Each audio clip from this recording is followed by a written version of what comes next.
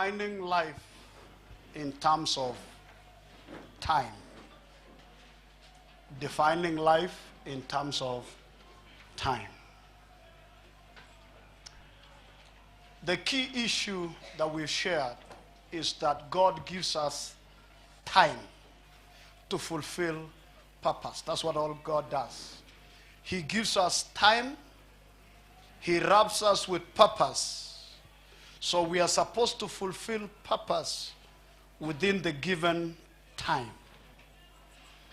And then that time is divided into zones, seasons, dispensations. So we are born in a day. We have a lifespan called 70, 60, 100 to 200 years. And there is something we must fulfill before we depart. It's called purpose. Are you hearing me? No matter how you are born into something. Life begins when you discover that thing you are born into. Until you discover that thing you are born into, you will be frustrated. You will serve other people. You will be disappointed. You'll be concerned about other people's issues and lives. You will never have fulfillment. You will never run a dream or a vision. You will always be bothered by how other people are doing well. You will always measure and compare yourself with others. And you will never celebrate when others do well. We are born within a given period of time. We are wrapped with purpose. We are given an opportunity to fulfill that purpose before we depart. The fulfillment of purpose is what we call living. The fulfillment of purpose is what we call life, living. Living is not breathing. Living is fulfilling something. They say you lived for something. That's why as you age up like me, as you grow up, as your time begins moving forward, and you realize you are moving into the afternoons of your life, you realize the sun of your life is moving towards the evenings, you begin to get frustrated, agitated, and you begin to feel like I'm finishing time before I fulfill something. Because you feel you have not lived. That's why when it gets to a level where in your spirit you feel you should have achieved something by now, and it seems like it's not showing up, you get frustrated. And you try to catch anything, anywhere, to catch up with life. That's where desperation comes in. And you begin to do things that you can't explain. You stop reasoning. You hold on to anything that comes your way. You begin to discredit what you can't get. You don't celebrate other people's success. You begin to demean those who are doing well. Life is lived within time. But the same time is packaged in intervals called seasons or dispensations. You understand what I'm saying so far? So you need to know that you are born in a day. You have a lifespan which we call years. You don't live by being around. You live by fulfilling something. That's life. According to God, life is fulfilling something. That's why in the heart of each one of us there is a dream. There is a desire. There is a longing. When you are growing up as a child, you are asked, what do you want to become? That's why each one of us has a picture of something you want to become. You want to build a house, you want to be something, you want to pursue a career, you want to study, you want to become that. Because there is a picture about you in life that you feel, I will be fulfilled once I realized. That's what we call purpose. Living for something. Now, the frustrating part of life is taking care of what we call sustenance and not using sustenance to achieve a cause. When your life reduces to a level where you only survive, maintain, sustain life, but you are not fulfilling anything, it's frustrating. When all you do in life is to survive, pay bills, buy food, pay school fees, and you are not fulfilling anything. That's why we want a good business, we want more money, we want increment in our salary, we want to meet friends, we want to meet good people, we want to fly out of the country, we want opportunities, we are looking for something because we are looking for means to fulfill purpose within time. The Bible says David, the definition of the life of David, and I think I talked about it here. After David had served his generation according to the purposes of God, he died. So the definition of the life of David is that he served his generation according to purpose, will, design of God.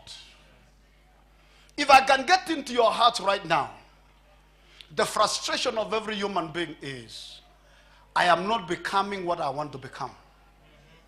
And most of the time, the demand is, I don't have the means to help me become what I want to become.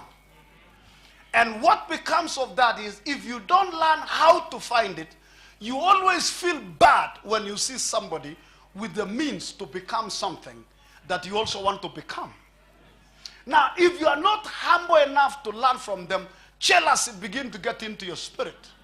And when jealousy gets into your spirit, you begin to discredit somebody who is walking the path you desire. And the people you criticize will never be your strength up. Humility says, you humble yourself and submit and learn from those who already have a ladder up, so that they can do what? They can lend you their ladder to get you up. You don't need the ladder, you need to get up.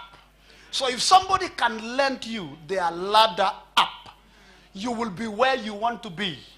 And that's why it's important to understand the principle of fatherhood and mentorship.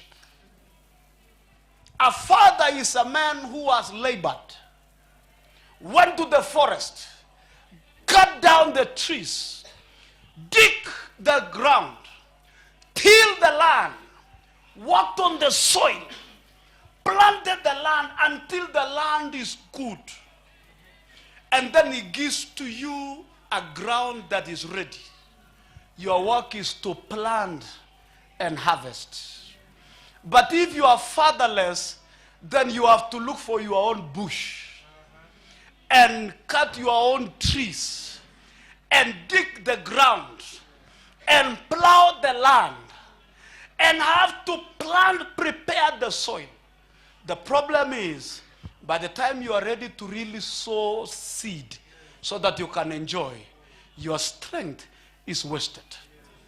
And I want you to know, a man without a father becomes a slave to the next generation.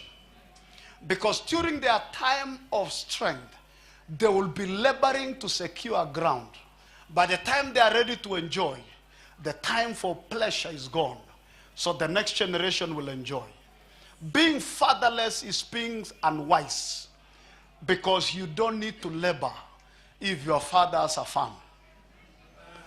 Amen. Amen. Are you hearing what I'm saying? Yes. So time is a factor in fulfilling purpose. Now, I want you to think about this and I want you to write down. God doesn't see you as John or Julius or Nancy or Lois. God sees you as purpose. Amen. That's how God sees you. God doesn't see you as Anjeri or something or Onyango or Akai. God sees you as purpose. Let me give you a very good example. What is this? Do you know what this is? Okay, let's use this. What is this? What is it? Is this a keyboard? Is this a keyboard? No, this is not a keyboard. This is not a keyboard. It is called a keyboard. It is not a keyboard. It's a musical instrument which happened to be called a keyboard. The manufacturer was not manufacturing the keyboard.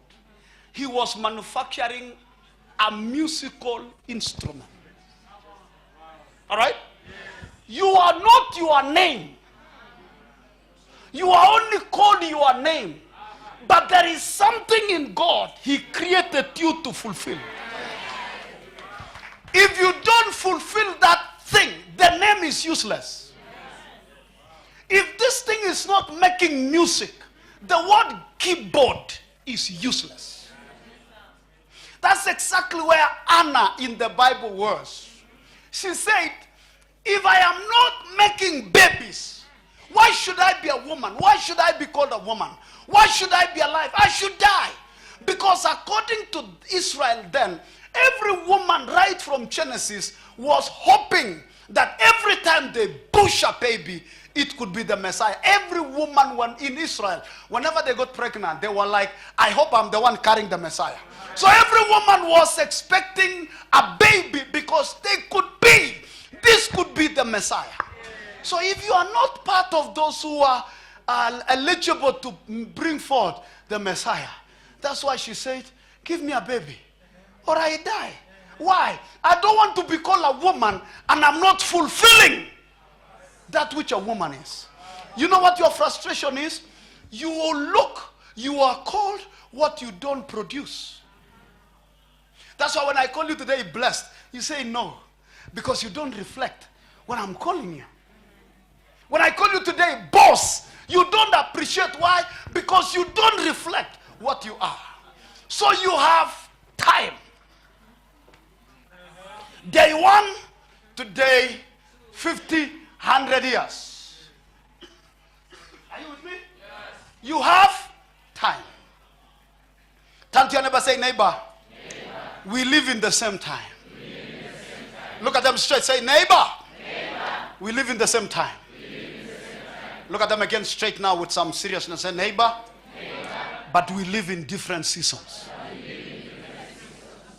So listen, we live in a garden called time, but we live in different seasons in the same garden. Oh. I really want you to get this, because one of our challenges is sometimes we try to be what we have not attained. If you come from my village, the day you are initiated, you are supposed to act like a man. Whether you are initiated at age 12 or 50. You are initiated at age 12 and you are supposed to come out of that bush and act like a man when you have not even become a teenager.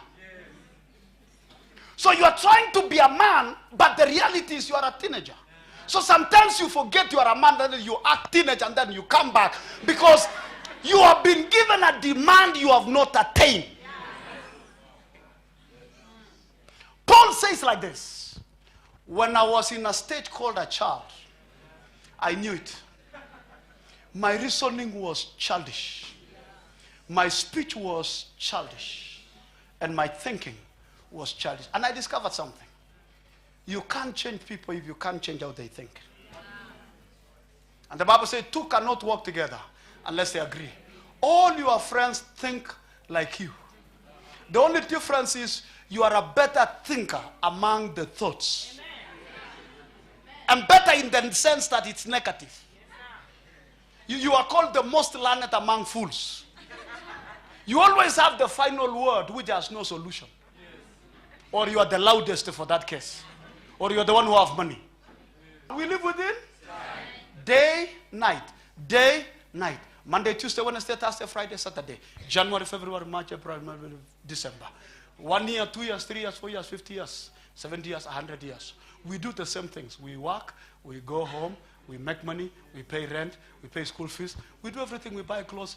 Everybody does that. On that normal setup of time, everybody does everything the same. Nobody's better than any.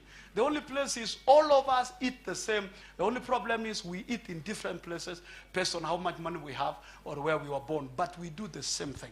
Some of us work in the bank. Some of us are watchmen. Some of us are prostitutes. Some of us are liars. Some of us are thieves. Some of us are brokers. Some of us. But the bottom line is we are looking for a living.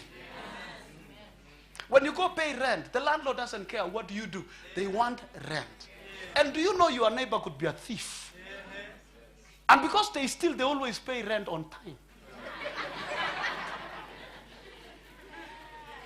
So listen, I want you to feel bad about this.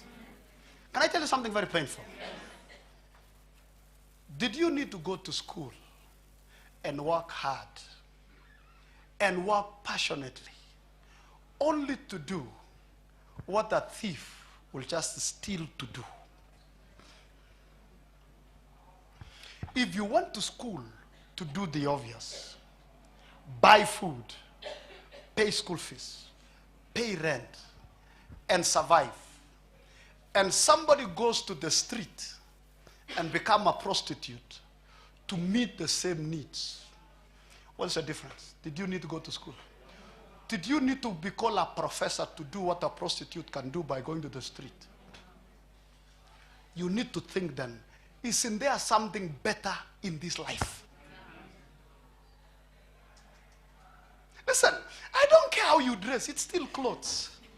It's clothes. I don't care where you go to the salon, it's still hair. I don't care what you eat or where you eat, it's still food. The final product is the same. Destination is the same. I don't care what you drive, it's still called means. I don't care who you marry, it's still marriage. You can marry the woman in the village or you can marry the angel in the state house. It's still a woman. You will produce babies. You will do what anybody do. You don't need to go to school to do that. Isn't there something better? When I die, what should be said of me? That I was a good tenant?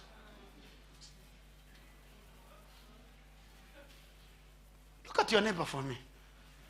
Ask them beside what we've just heard. What do you do?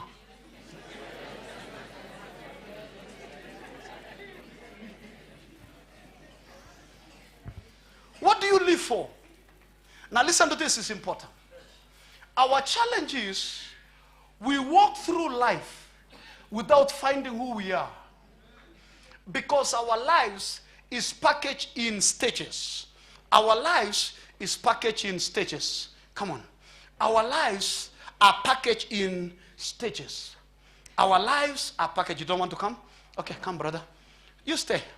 Now that you don't want to, stay here, brother. Stand here. Stand here. Our lives are packaged in stages.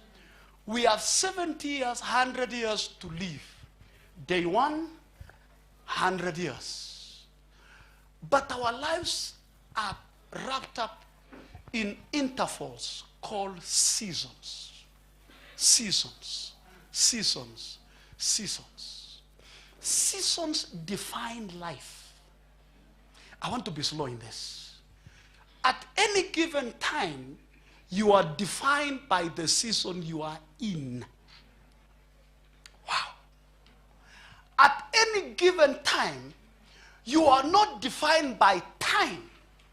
You are defined by the season you are in. That's why you are with your friends, you are with your colleagues, you do what everybody's doing, but you go through experiences that nobody goes through. And you wonder what is wrong with me or what is right with me. You could be doing well when everybody else is struggling. Or you could be struggling when everybody else is doing well. Or you could be going through issues and nobody understands. And you try to talk to people about what you go through and they don't understand. Life is defined by seasons. I read a scripture that shocked me. In the book of Psalms. Verses 12. A very interesting scripture. Lord, teach us to number our days. Say that with me. Lord, teach me. Not us. This is now personal. Say, Lord, teach who? To do what? That I may get as a heart of wisdom. Teach me to number my days, that I may apply my life to wisdom.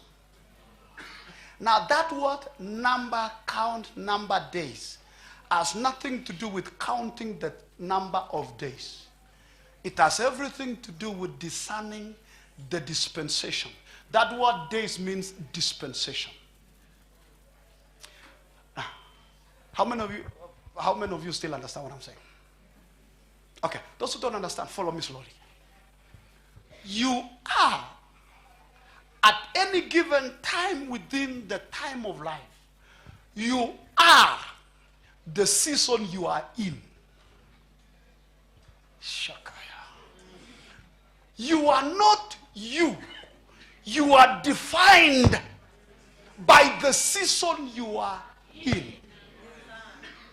Now I say, teach me to know what season I am in, that I may know how to apply wisdom in that season. Because listen, you need wisdom to manage the season you are in. Now listen, nobody should know the season you are in except you, and probably your mentor. Everybody else who is not in the season you are in will define you based on what you're going through, not why you are going through. So they say you are broke, you are broken, you are low, you are depressed, you have suffered, God has left you, things are not going well, because people see you from the external.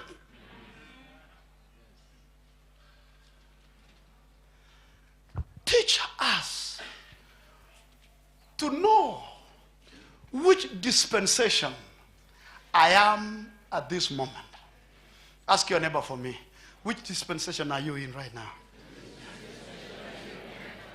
What did they say? Have you ever been in this dispensation where you just want to cry? Have you ever been there? If you have not, keep on growing. You just want to cry and you want to cry and you don't know why you want to cry and you want to cry and nothing makes sense and you don't want anybody, and anything that comes your way you want to cry and you feel life has come to an end and you don't want anything because you want to cry because life doesn't make sense. Lord, teach me to understand what is this crying meant to be, so that I apply wisdom, so that I don't commit suicide on a transition. That's right. Have you ever seen a 12-year pregnant girl? They don't know what's happening. Yeah. So they're like, sijui nimekula sana, sijui. Why? They don't know where they are. So they don't know how to behave. Are you with me? Now, it's dangerous when you lack wisdom. You will be like a girl who is pregnant, but she doesn't know why the clothes are not fitting her. So she doesn't even know what's going on. Until somebody says, hii kushiba hii ambayo iko consistent hii chakula sio chakula cha kawaida. You know what happens? Because people don't inquire wisdom. They go through seasons and they don't know what they're going through. So they behave wrongly and make wrong decisions. And you know the decisions they make? They were moving this way. And because they don't understand what season they are in, they can easily turn and go back because they think there is no hope. God has left me. There is no future. Now, come with me. Come with me. Look at me. I want you to swallow this however painful it is. If you turn from a season and go back to where you came from, you will still have to go through the same experience if you must cross that line. Running away from challenges doesn't make you smart. It makes you stupid. Because the only path towards the other side is to cross the river called Masai Mara River, where crocodiles live. So staying on the other side, Brother Zebra, does not eliminate crocodiles. You have to wait for the next migration. And guess what? The crocodiles will have increased in number. Say, Lord, teach me, to number, to know, my season. Now listen to this other painful truth. We are not in the same seasons as much as we are in the same time. So what you're going through is not necessarily what your neighbor or your brother or your husband or your prayer partner is going through. So sometimes you ask people what is wrong with you. They don't know. Good news. Every season, he's wrapped with grace for survival. Jesus. Every season, he served, packaged with grace to survive the transition. Have you ever seen somebody go through something and you think this time they will not survive? And then they come through the other side. And you are like, kama alipita hii. That's why sometimes when you don't understand what people go through, you think they will die. They won't. Every season is packaged with grace. Yeah. Wisdom says befriend them so that you learn how to survive when your own time comes. Yeah. Hello? Yeah. Every girl needs to know, if you are dreaming of getting married, you will one day become pregnant. Yeah. So your nice figure will soon take leave. So learn how to use a free trace. Now listen. How you survive this season determines how you enjoy the next season. Now this is another painful truth. The experience of this season is not necessarily the experience of this season. So you can't say, I am used to. I know how to. I've been through this thing. I can manage this. Every season is unique. That's why you need to remain humble. Depend on God. Don't lose your faith. Don't lose your prayer. Don't become lazy. Don't use the former experience to counter the current challenges. Ask Brother Samson. You don't fight every battle using the same weapon. That's why you realize somebody can come through this season strongly and they have a testimony. And the next season, they are gone. Why? Because they become familiar. Can I tell you something? As much as you're dreaming of going up, there will always be intervals of transitions. You can't run away from seasons. You can only postpone them.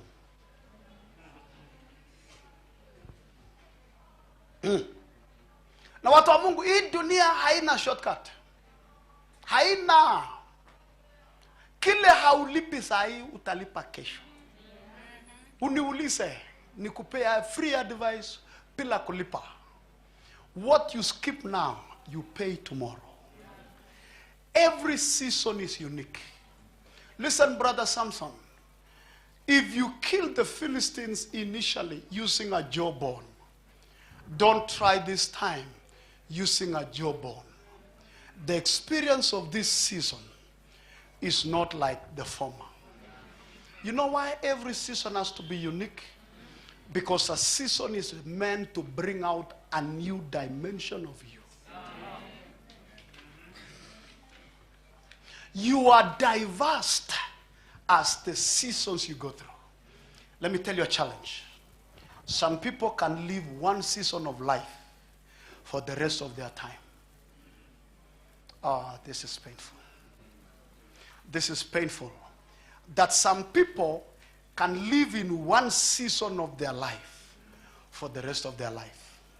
Have you seen this old, stuck, former, gifted leaders in the society. They know everything, but they know it this far. They have so much advice, but it doesn't go beyond their nose. They want to caution everybody, but within their boundaries. I see that a lot in church. When people stop growing and get stuck in one season and call themselves mature when they are actually aging, they want to move to the next season of life with the experience of the former. Especially when you are called a leader and you stop learning prayer a long time ago. You still want to pray from the experience of your first day. You want to lead people from your former. You are now using position. You are no longer using influence. Listen to this. Maturity equals seasons. Thank you, brother.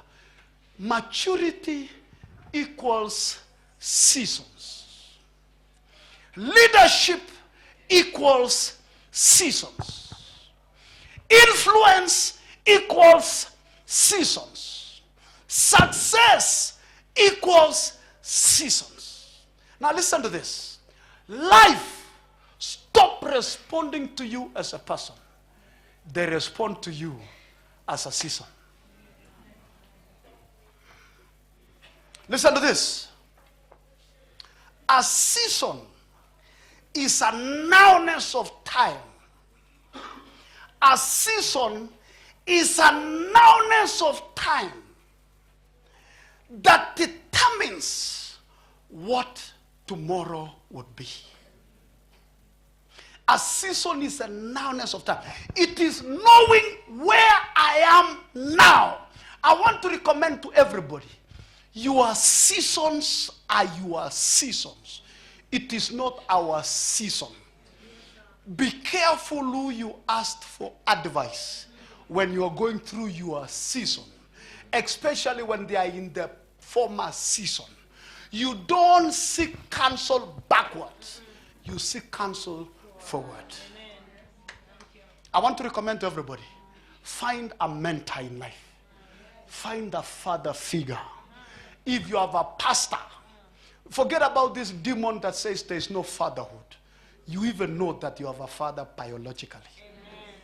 If this flesh needed a father, what about the spirit man? Now listen.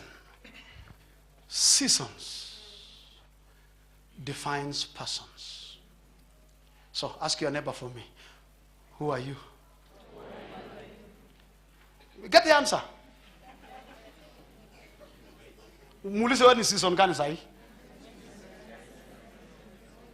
Kama wana majibu, kama wanajifanya wanaandika notes, you understand? Now listen to this and then I will let you go. If you don't get to know what season you are in, you are like a Teso man living right in Kaptumo among Kalenjins. When people say let's go south, he doesn't understand. He will wait for people to move so that he can move. When people say karibuni, eat, he doesn't understand. He has to wait for people to eat so that they do last. People who don't understand the season where they are in are lost in the midst of people. And they never have their own decision. They never have their own resolution. They never have their own principle. They have nothing they are pursuing in life. They go based on where everybody is going. Ni wale watu wanaona mtu akikimbia naye anakimbia na wao, na wenzake wanakimbia na wao. Wakisimama KVD huko, mbio ilianzia Ndonyole Zos. Wakisimama KVD ndio anauliza watu, ni nini? Your season is your uniqueness. Your season is your uniqueness. Now, let me say this very quickly. People who don't understand your season might try to fight your season. But wisdom dictates that you become stubborn on your season, because that is where your uniqueness is. Your season tells you what to do. Your season provides what you need to do, what you need to do. Your season gives you grace to survive. Your season gives you favor. A season is an appointed time. It's a time called the saltness time. I promise I'll talk about saltness. You know what saltness is? Saltness. Another word for season is saltness. Saltness means you have what it takes to be preserved, to survive in the midst of everything. A season. When you're flying out of the country, there's a vaccination, they call it yellow something, yellow fever. Now, that vaccination is to salten you, to make you survive the change of climate where you're going, so that you go to that land, but you don't succumb to that land and come back home whole, because you are salted, you are seasoned. You are seasoned. I am seasoned. That's why, listen, you don't understand my process, but you find me standing and you keep wondering, why are you smiling when your world is falling apart? I am seasoned. Seasoned. Everybody can fight you. Everybody can turn against you. Everybody think you are coming to an end.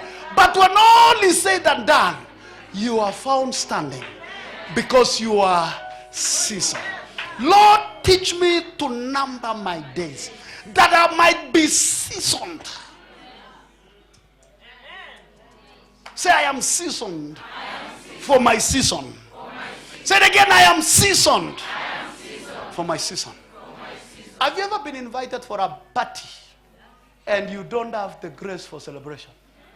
Your season saying, eating and laughing and going around is not your season. And people wonder what's wrong with you. I invited you for a party. I invited you. It is not your season. It is not in you. And people think there is something wrong with you. Nothing is wrong with you. It's a season you're in. Can I tell you something, friends? People don't understand what you go through. So you need saltness so that you can survive. And you know what? What you survive, you become a reference point. That is sweet. People can now test that season based on you. So people say, if so-and-so survived, I love her. People begin to say, I want the God of this girl. People say, if so-and-so has stood, I will stand. Lord, teach me to know the dispensation of life that I'm in. As you go out, I want you to know, you can't fake a season. You can't, because you'll forget. It's like lying and telling the truth. The beauty of telling the truth is you don't need to remember what you said. That's the beauty of telling the truth. You don't need to remember. When you tell the truth, you don't need to remember. But when you tell a lie, you must remember everything you say, lest you contradict yourself. Say, I am seasoned. You know what I've discovered in life? God allows you to go through what He has seasoned you for. Wow. You know what salt does? It preserves you. God allows you to go through what He has seasoned you to go through. So, brother, sister, don't give up. It's a season. Hello? It's. Have you wondered how you made it? There is grace. Have you wondered why you are still standing? Have you ever asked yourself sometimes? God preserved you. God will make sure the right fish will swallow you.